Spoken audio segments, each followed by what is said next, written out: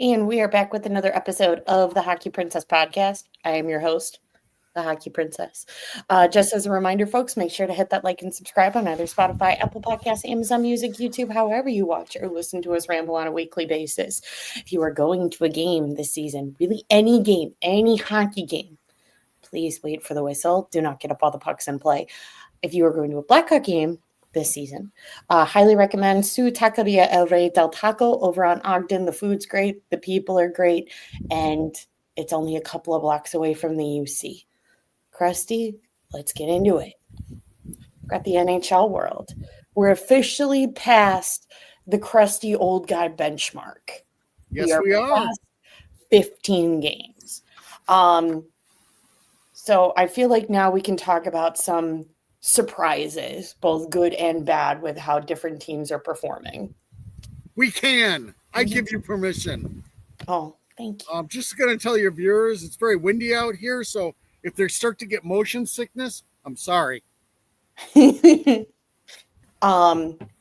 good surprises. I would definitely peg, the Pittsburgh Penguins, the New York Islanders. The Ducks are performing well, but I don't think we had it predicted of like how well they're doing now. I don't think we expected that. But I think those are some of my bigger surprises in a good way.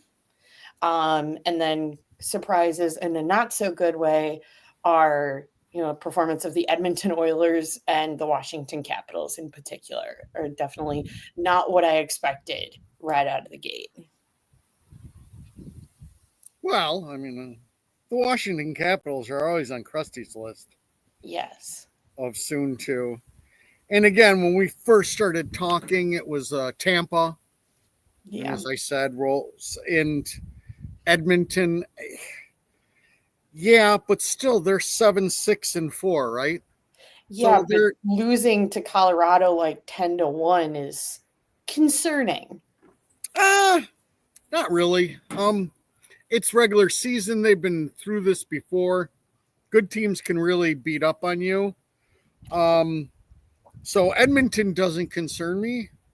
The Anaheim start is, Great. did not expect anything for that level. I'm not a big Patrick Roy fan, so I've never given the Islanders much, but still Right. they're holding around 500. They've got a lot of decisions to make. Matthew Schaefer is doing Matthew Schaefer things. Yes. And I love it. What was the other teams you stated? Pittsburgh Penguins. Yes, because that's what happens when you say Sid's not going to do something. He takes it personally. Yes. Most teams have enough talent to start to do things, but again, now they're in positions. Now the actual meat of the season starts.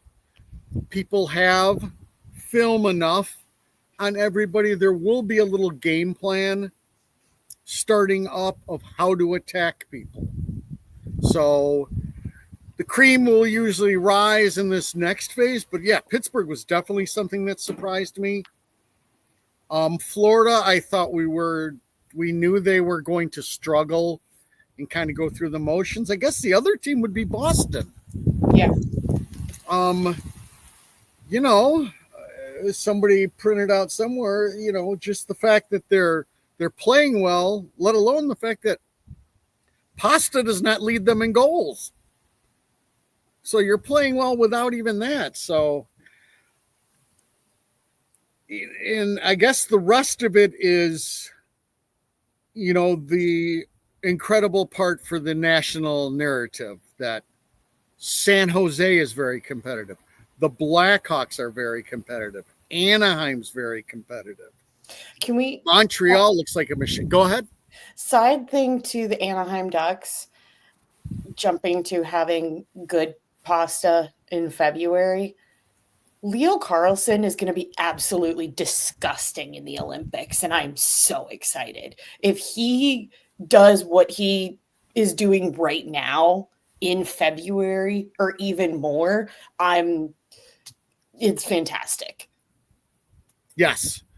Oh yes, he's a phenomenal two-way player who they brought along really slowly, playing him every other game in his first year. Yeah. The wheels are completely off now. And I see a lot of defenses when he's got the puck backing up.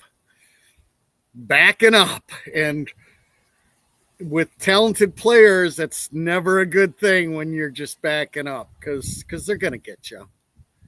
They might not get you for an easy spot right to the net, but they will get you. Yeah. So I mean that kind of stuff. It's all good. It's all good for the league. I mean, geez, maybe Toronto doesn't even make the playoffs. Wouldn't that be great? Imagine that. What happens? If the Toronto Maple Leafs don't make the playoffs and the Ottawa Senators do, I think the entire province of Ontario just implodes. I think then you trade. But why couldn't we have Toronto doesn't make it, Montreal makes it, Ottawa makes it, Vancouver makes it. Now that's perfect. And Winnipeg. Yeah. So 5 out of the 6 Canadian teams make it, and none of them are Toronto. No, because you're not going to have Calgary make it. Oh, that's right. Okay, yeah. And that's the other one in the complete dumpster fire that is Calgary. Mm-hmm. So Gavin McKenna. I think that will be the game plan. They have their sights. A Western Canadian team has their sights on the Western Canadian boy. And out of anyone that's in the potential running for Gavin McKenna, I would love for it to be Calgary. Yeah, I would not mind that. And, while you're talking about that, I'm going to figure out what they've actually got going on. Calgary? Yeah. I'm just doing a quick little thing to see contract-wise. And they've got nobody coming off like this year that they could be moving. It would be long-term deals. Basically, I mean, Rasmus Anderson. That's the main one where it's like, I feel like it's not an if, it's a when. Yeah, and I think the other two big parts are Huberdeau and Kadri, but that there's term there, meaning, in order to get something juicy, you've got to retain a good chunk of it. So We'll see. All right, I feel like I've slowed us down enough. No, you're good. Quick injury report. Showtime is back, as we learned with the curse being broken. So we're recording this on Wednesday prior to the matchup against the New Jersey Devils. We really don't know what's going on with our team. We will find out later because Bash and Pop really likes to keep everything secretive. But a lot of people are game time decisions. And then you've got PLD out on long-term injured reserve for a couple of months with the Washington Capitals. That's kind of the main notable injury going on long-term injured reserve out of the NHL right now. And then final thing, because Krusty's here, that we got to talk about is there was a pretty big reunion in Toronto this week.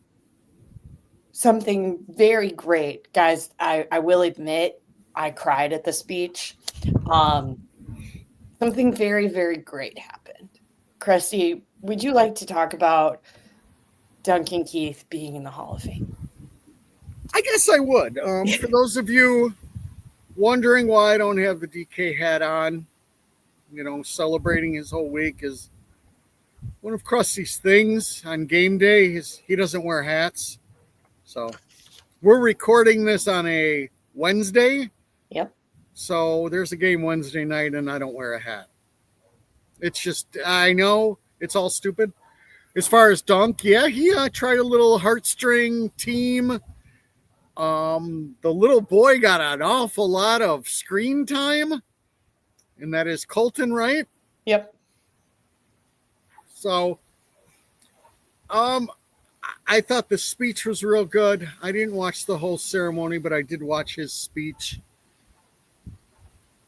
Again, as I've talked about it a little bit, it had to have been difficult for him growing up where he grew up. And then you come back home as one of the most hated hockey players during your cup runs also. Glad he was a first ballot Hall of Famer. Well deserved. Probably, well, he was the best Blackhawk defenseman that I've ever watched. I mean, Chelios is right there behind him, but Duncan changed the game. Changed the game. Granted, a little bit was that there was change in the rules. The red line was gone, and they stopped, they started calling clutching and grabbing. You had to attack and recover. And that was like the perfect storm for Duncan. With his speed, with his tenacity, he was set up to play that kind of way. And there was no defenseman that played it better. I mean, in the modern era, since the removal of the red line, there has not been anybody close to him. As I get into conversations with people, arguments with them where, I'm told that he's an offensive defenseman. He was never an offensive defenseman. He was the best defensive defenseman I watched. He changed the way people attacked.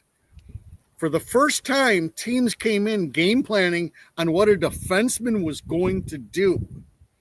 And that's how he changed it completely. He also had enough skills that on a very good offensive team could put up very good offensive numbers. But his ability to attack was like nothing else. So, again, my favorite player of all times, besides maybe UJR. I mean, it's just two different generations. Just let me have both. Two very different types of players as well. Yes. And Dunk also had a real nasty side to him. But that was just flat out meanness during times. I'm so glad he seems happy. He seems grateful just to be hanging out with his kid. That is the beauty of the NHL. As he talks, it's a complete team game. Everybody understands that. And everybody talks about everybody who came before them and everybody who helped them get them there, which I don't know if you hear that a lot in other sports. Mm-mm. So, yeah, I know we didn't want to talk too long on it. I could go on for days. No, I was going to give you all my memorabilia. It was the first person I ever actually put a name on the back of a crest. Oh, snap. No, I was going to let you have the floor for as long as you needed and then work around that. Okay. It was also just very nice to see the reunion. Dunk is the shit when you're able to pull all of these guys out of friggin' everywhere to show up. I mean, Big Buff got off of a boat for this. That's kind of a big deal. But it was you understand what he meant to the game as well as to the Dynasty era to have such a large group show up for him. Yeah, I think they were all very, and yeah, the first way you look at it is, Buff is kind of very secluded, and I don't think he even thought twice about coming to this. And it was, it was a very special team. So, as he talked about, you go to battle, and that cup run's the grind, man. That's why hats off to Edmonton and Florida, who've been doing it for 2 years straight. Yeah, that's a grind. That's a lot of wear and tear on the body. And I didn't see any videos of him walking around, but I'm pretty sure his hips aren't that good. I know the last video I saw him, he was waddling like I did before I got my hips redone. Fair enough. Christy, you got anything else for the NHL this week? The only other thing from the NHL world is Austin Matthews went down from a little Z hit. Unsure of what that looks like. I'm unsure if then he'll be suited up against us on Saturday. And I believe Stolar's got hurt too. Jesus. And again, The only reason I know this completely is because they're both on my fantasy team. There you go. All right. Jumping to prospect report. Starting off, we have 1 assist with Jack Pridham out of the Kitchener Rangers, 2 goals, or no, sorry, 1 goal and 1 assist for Merrick Vandiker out of the Brantford Bulldogs, 1 goal for Put a Spell on You, AJ Spellacy, 1 goal and 1 assist for Nathan Bem out of the Kamloops Blazers, 2 assists and 1 goal for Ashton Cumby with the Seattle Thunderbirds, 2 assists and 1 goal as well for John Mustard out of Providence College, 4 assists for Sasha for Boston University this weekend, 2 assists for Vaclavna Strassel for UMass. You've got 27 points in 25 games for the Roman Cancerov. And finally, 2 wins for the Adam Guyon in net for University of Minnesota Duluth, putting him up to a .925 save percentage for this season. This kid is definitely going to be eating some good pasta come February. Most definitely. No, it's very nice to see him get the attention that he deserves, because I think there were a lot of people that were very critical when he had not the best start to his freshman year. And, as we've talked before, I think a lot of people are very, not even Guyon specific, but they're very quick in this day and age to throw out the B word if someone is not performing immediately. And so it's very nice to see that, sometimes, especially with goaltenders, because goaltenders are weird, it just takes time. As we're seeing with this kid right here, it just takes time. Christy, you got anything on prospects? I don't believe I have anything on prospects. The thing I would always state is just remember it takes time with everybody. Yeah. And yeah, for some reason we're always about that. I believe Sasha got Player of the Week or Player of the Month honor. Was it Player of the Week? Player of the Week, I think. So I'd like to recognize that also. Yeah. People were worried all of a sudden he went a little bit without some points. That kind of stuff happens. I think part of me thought he was battling something, but then if you look at not even just Sasha, but if you look at Boston University as a whole right now, with all the talent that they're having or that they have, they're kind of struggling just as a team. I don't think it's necessarily a Sasha specific thing. I think you've got some surprises, at least so far in the beginning of this college season, and definitely some teams that, we expected them to perform better than they are right now. So I think Boston University is just one of those weird ones where, not everyone is doing well. Yeah, and again, hockey's a rough game. Hard to stay on top all the time. There's a lot of good talent at the college level. Yeah, especially with all of the prospects that Krusty and I wanted in this past year's draft, lighting it up at Michigan State. Yep. Very crazy. All right, jumping to Rockford, not a ton. They snapped their losing streak, 1 win and 1 loss. Stanislav Berezhnoi is back from injury, so it's back to the Berezhnoi-Comesso tandem. As we talked last week, Oliver Moore is up, Slaggert is down. This is recorded prior to the Devils game, and like I said, we don't know what's happening. Landon might be up tonight. He might not. We don't know. But for this past weekend, it was Landon back in Rockford. It was a fine weekend. I think they started off hot, and now they're in, I don't want to say a slump, even though they did have a losing streak, but I think things are starting to settle more within the division.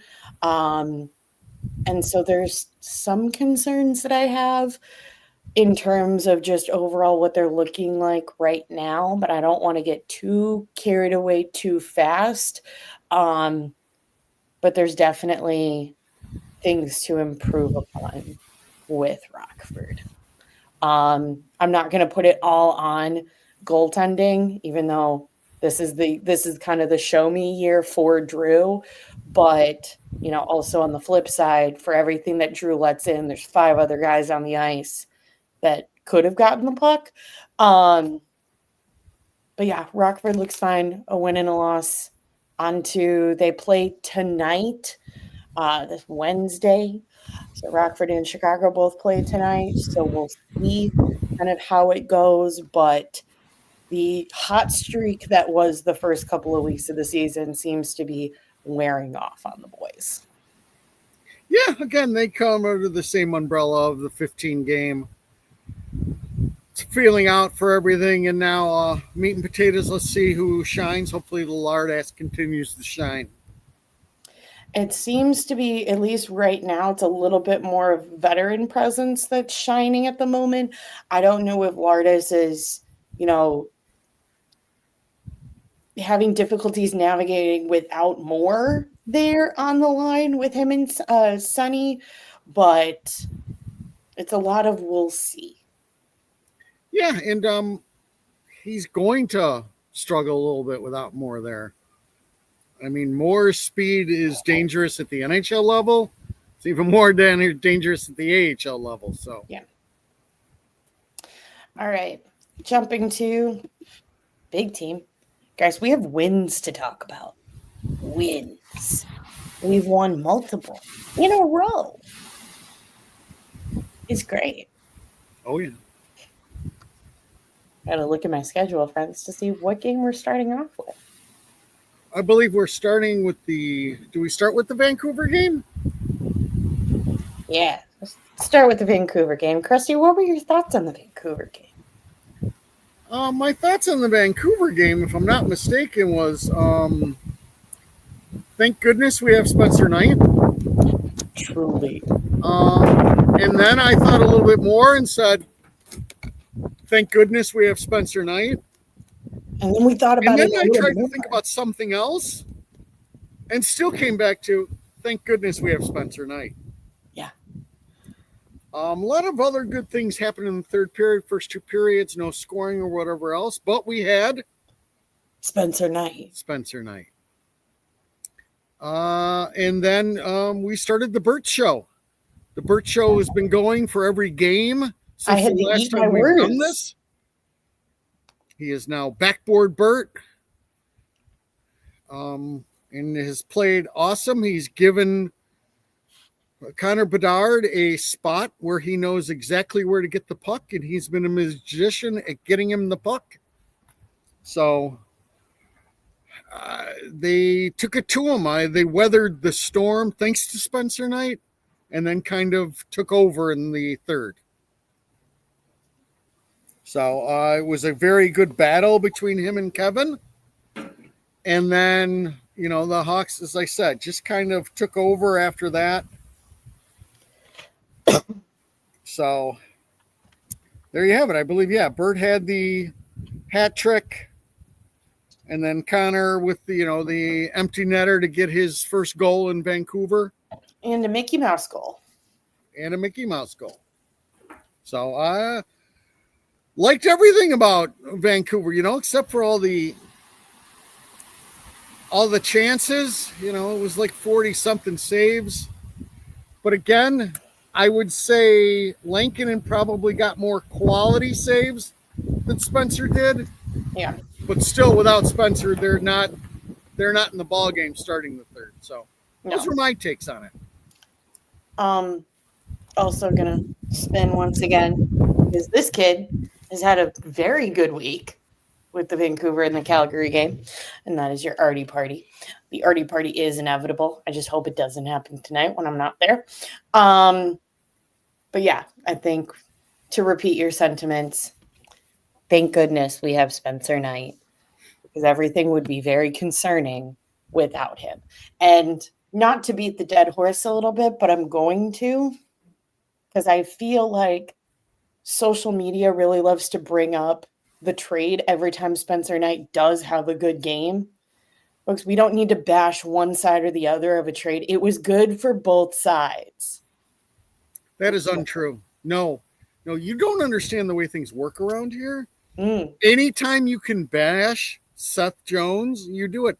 I still will deal with people now that constantly need to bring him up. Anytime a defenseman does something bad, they still bring him up. I don't know what it is, but everybody loves to do it. And again, I will say it again, he wasn't the problem. No, he wasn't. But yeah, everybody still loves to do that. And for everybody who wants to say how that unbelievable of a trade that was, well, it was a good trade for both sides. And I feel, and maybe that's just a social media thing where everybody has to decide a winner or a loser in a trade. yes. And there just can't be a good trade for both. But I'm telling y'all that there can just be, they're rare because usually there is a winner or a loser, but there can actually just be a good trade for both teams. Both teams needed something, both teams got it. Yep. And it's just the way everybody likes to get on one side or the other. Just remember, for every Spencer Knight trade, there's a Kevin Lankinen for nothing. Hey, gosh, I love Kevin. Don't know what to tell you. I still love Kevin Lankinen. Well, that was the other injury also, is Demko got hurt last night also, and Kevin came in at the second. So let's go. He's going to see some time. It's going to prep him to eat some good pasta in February. Okay. And then next we went to the dumpster fire. Hey, I love the Saddle Dome. I know a lot of people don't like the Saddle Dome, but I like the Saddle Dome. Oh, I like the Saddle Dome, but that team is in disarray, man. Yes. That's a mess. That is us 3 years ago. Well, no, we were a lot worse than that, but there's some talented players too, and they can't seem to do anything right. And they ran into again, a Blackhawk team that waited for the third and really took over. So, again, we had Bert and Connor. And Spencer Knight. Yep.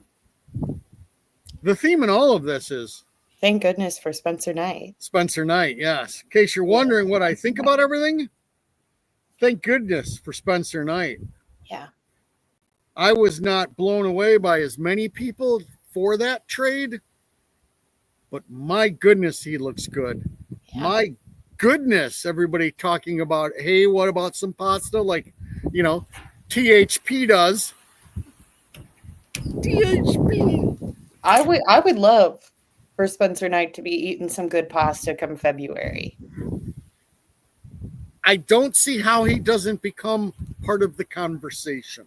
Well, and if this continues. I feel like that also leads to a larger conversations really with any teams, because of course the constant debate right now is, do you have Celebrini or Bedard on for Team Canada?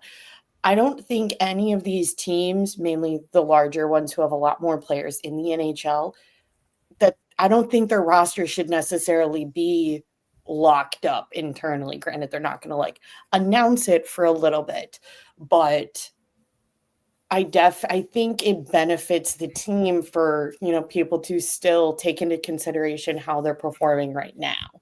Because you definitely have some players that, have a solid reputation. They are a good player. They can do X, Y, and Z, but they're kind of either resting on their laurels or they're not playing to their full potential. And then you have other people that are, maybe weren't in the topic of conversation, but are playing absolutely lights out. Yeah, especially for Canada, that there's a huge decision. For me, I always go the veteran guys, people who've been there before and won't be completely overwhelmed by it. Now, granted, Connor Bedard and Maculin Celebrini shouldn't be overwhelmed at it. They've been dealing with this since they were 10. Yeah. But it's just, the Olympics lately, it's those gold medal games are all 2-1. And nobody's trading chances. No. Everything is locked down. So it'll be interesting. I don't care really how the rosters look, but with the unbelievable play of those two. I'd like the conversation to continue. Yes. Yeah. Eat some pasta. So Tabo is not the only Blackhawk at the Olympics, even though that is the team that I would be cheering for anyway. Because there should be number 15 behind the bench. And oh my God, though, guys, that Team Finland Olympic jersey looks disgustingly good. I know people were up in arms about the Canada one, but that Finland one, guys, I might have to bite the bullet. We'll see. I haven't had to buy an Olympic jersey for Team Finland in like 20 years, and it wasn't even me buying it. It was Krusty. But there might have to be an addition because that just looks real good. Can't get a 15 on the back because, there's different 15 on Team Finland now. But that is a really nice jersey. Sorry, my speed bump. Yeah. Look at you. All right. Any thoughts on the Calgary game? I mean, it was the first game that they were expected to win, and they won. Yeah. So, hey, no letdowns. Got to like it. Yeah, there's definitely no letdowns. You definitely feel for the Flames and for Flames fans because that was us, is still kind of us, depending on the day. But I don't want all the hatred to go on Dustin Wolf because granted, he hasn't been playing as well as he had last year, but sophomore slump exists. But I think at the end of the day, there's only so much the goaltender can do as well. So I would just hate for all of the hatred with everything going on to just fall on one guy because I don't think it's just one guy. I think it's across the board. Calgary is just struggling, but we were able to capitalize on it, which is great.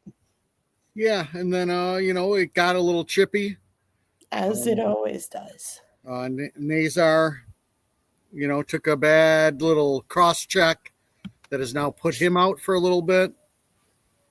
You loved, seeing who went after the guy who hit Nazar. That was Doc, right? That would be Colton Doc doing what he's supposed to do because Colton Doc is great. And then you have the Pickle taking exception to the way Oliver Moore was kind of, nothing was terrible about it, but a little bit too much of a stick out.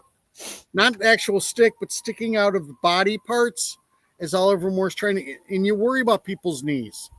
So the Pickle went down and, gave Uyghur a little leg tap and said, hey, we got to do this. Uyghur, being an old school hockey player also, he dropped the gloves, knew he was going to take his punishment because Pickle has probably a 2-foot reach on him. And then after that, your captain, he lit up one of their young players and knocked him out. So the Pareka or whatever, he didn't come back from the hit from Foligno. So with that, this team is gelling as far as that fact. I don't have a problem if it's an instigator penalty and everything else. I like the one for all attitude. That's for sure. I do like the one for all attitude, but I'd also just really like for us not to be in the box all the time. We'll learn that as we discussed last week. We'll learn that later. I need to cement this first before we can move on. Foundation, then we can start to build. Okay. Then last but certainly not least, guys, the curse is broken. We may have a new curse against Winnipeg, but the curse is broken with Detroit. That's right. We get to say, Patrick who? Hey. That's right. Hey. Patrick who? Hey. Hey. We do not disrespect Showtime like that. Hey, I do a little bit. I don't have a clue. I've given him more than enough props. He is now the enemy. Absolutely not. So I don't have a problem with it. He was sent away. So I will not. I know you won't take it. That gives us some nice back and forth here on this wonderful show. Yeah. But the curse of 88 is broken, guys. We schooled the Detroit Red Wings. It was beautiful. I really don't know how else to describe it. aside from how you should describe beating Detroit in the fashion that we did. Um, we talked about this game a lot when we went on undrafted a couple of days ago, but we're still going to keep talking about it because, guys, we beat Detroit. Well, that's really good. Um, yeah, I thought everybody played fantastic. Christy, what were your thoughts about the curse being broken? Um, Basically, we delivered. I mean, they in the first minute they showed what they were about. Connor Bedard did Connor Bedard things and picked a little tiny corner and said, "I'll put the puck there." And then basically, the power play ran well. Again, kudos to Bash and Pop for the moving around. Put Tavo back on PP1. Moved in the Barracuda. Sam off of PP1 and Artie on. And that has seemed to work wonders. 3 power play goals in the Detroit game. That was the difference maker. Other big things, at least for me, I thought Bloom had one hell of a game. Definitely played great. I think, of course, we talk about Connor. Of course, everybody talks about Bert. Everybody talks about NASCAR. But there's one kid that I think has done so well so far at the start of this season, and he doesn't seem to be getting as much cred, even as much as Oliver Moore is getting with the Moore call-up. And that is your Gang Green. I thought he had a fantastic game against Detroit. I think he is just, in general, just doing very well for the start of this season. And I'd like to see him get a little bit more credit. So we're going to talk about him. Okay, you want to talk about him? You want me to talk about him? I can talk about the Gang Green. Number one, I had mentioned this about NASCAR last year, is I am unsure what he is, but I know that's a hockey player, and I want him on my team. The Gang Green fits the mold completely with that. I don't know what he is going to be, but he is good.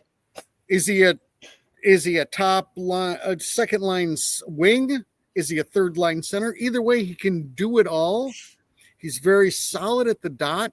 He's a very, very smart hockey player. And that's why ideally, I'd like to see him at the centerman position, especially with how well he's been doing at the dot so far. And you figure that, the ceiling is much higher than what we're seeing right now. And so, ideally, if position, I'd like to at least see him pushed a little bit more at the center, because I think then that will push other players off that are kind of at that, like, are they a centerman? Are they a winger? If you can push him to the wing, that maybe don't have as much foundation to be a centerman like Ryan Green is showing right now.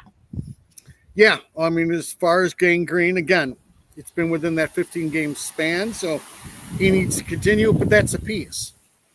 And we don't have a ton of them, but that's another one that you can check on the box. That's a piece for 4 or 5 years down the road. Yeah. That's a contributor. I don't know in exactly what way, but he's a contributor. Also, he's very good away from the puck. This whole team has finally figured out how to play away from the puck.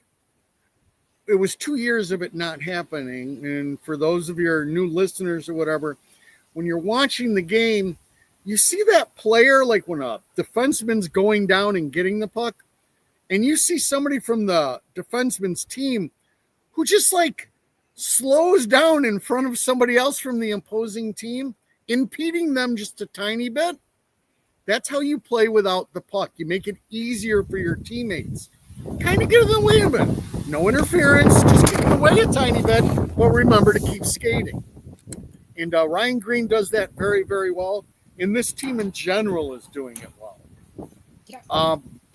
He's a keeper. Right now he's playing second line center because NASCAR is out. And it's been seamless. It's been phenomenal for Bert to get elevated to the top line. We'll see where all this goes.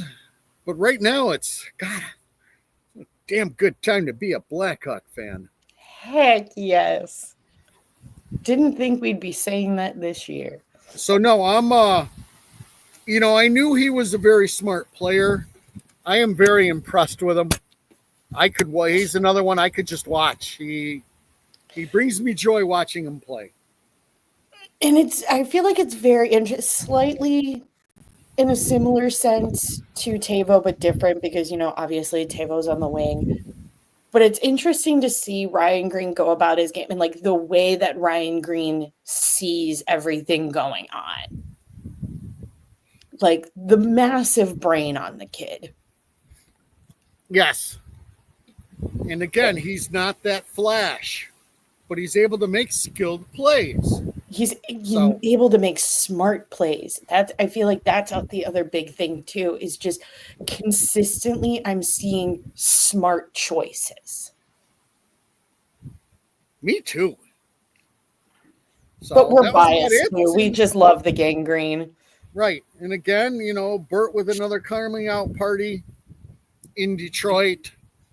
Let him feel a little bit even worse that, they let him go way back when. Yep. And Connor's playing out of his mind. Yeah. And let's call it the way it is. Right now Connor is playing like he wants to eat some pasta in February. Oh, sure. I'm sure him and Macklin are going, I'm going to make this difficult. I am going to make this frigging difficult. Unfortunately for Connor, I don't know how many more times they play Edmonton. I believe who's got choice of Canada. I forget whose coach that is. I felt bad for Spencer Knight because we only play Minnesota one more time before the Olympics. I would have liked to play them like 3 times and get 3 Spencer shutouts and then see if Billy Guerin can keep him off the team. So, but that's who that's who you've got to make an impact to. And the 2 of them are really searching for it. You've got Doug Armstrong as the GM for Canada. Right. So, and Armstrong is now with St. Louis. Is he still with St. Louis? Yeah. So, again, we've already shellacked them 8-3. Hopefully we get a couple more times at them before this process is done. Again, if he isn't, not the end of the world. The main thing is the player everybody went nuts about when the draft was revealed. He's here. He has shown up. The questions all about this or that are gone. Half of the question whether he's a centerman or a winger are gone. I don't know what he is now. In my ideal world, I still like him on the wing, but he's playing well defensively. He's sticking his nose in there. So I don't know. We heard about all this training, all this, all that.